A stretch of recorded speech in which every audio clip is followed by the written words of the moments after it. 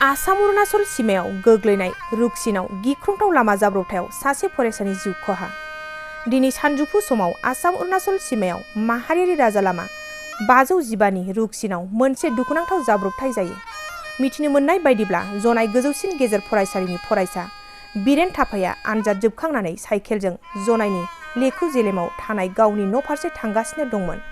बे समावनो पासिघाट फारसे थांबाय थानाय समावनो उनथिंजानिफ्राय फैबाय थानाय AS22C9317 नम्बरनि गंसे ट्राकआ सौग्रावनानै जायगायावनो जिउ फोजोबो। जनायनिफ्राय बड'लेण्ड बुब्लिनि खौरांगिरि गौतम बसुमतारीनि खौरां।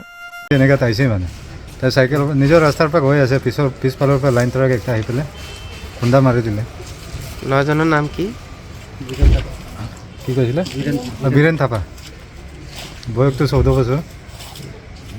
কিমান ক্লাছত আছিলে? ক্লাছ 8ত। ক্লাছ 8ত আছিলে। স্পৰ্ট ডে একদম। গাঁও ক'ত? গাঁও লেকু। দেউতাৰ নাম? লেকু মানে এইটো অৰুণাচল খেতিত থাকে। দেউতাৰ কি কৈছিলে? यादव थापा।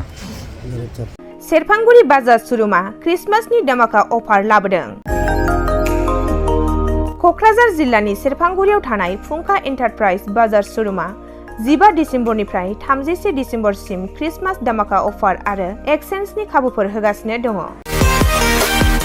नोंथांमोना सेरफांगुरियाव थानाय फुंखा एन्टारप्राइज बाजार शोरूमजों लोगोसे कुसुगाव फेस्टिभ आउटलेट, सराइबिल फेस्टिभ आउटलेट, चिरां जिल्लानि सान्तिपुर फेस्टिभ आउटलेट आरो धुबरी जिल्लानि थामाहाट फेस्टिभ आउटलेट ब्रान्च शोरूमावबो खुंफुंजानाय क्रिसमास धमाका अफार एक्सचेन्जआव फैनानै नोंथांनि लुबैनाय बाजाजनि बाइकखौ लांफैनो हागोन।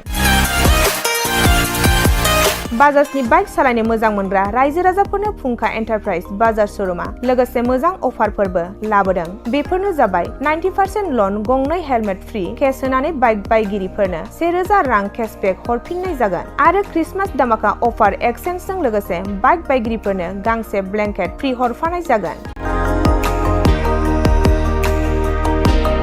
फुंखा एन्टारप्राइज बाजार शोरूमा आरो मोजां खाबुबो होबावदों। 500 रां होग्रोनानै गोसोबायदि बाइकखौ आवग्रिना दोननो हागोन आरो गासै गारिजों लोगोसे मोनफा मोनफायै एसुइट गिफ्ट हरनाय जागोन।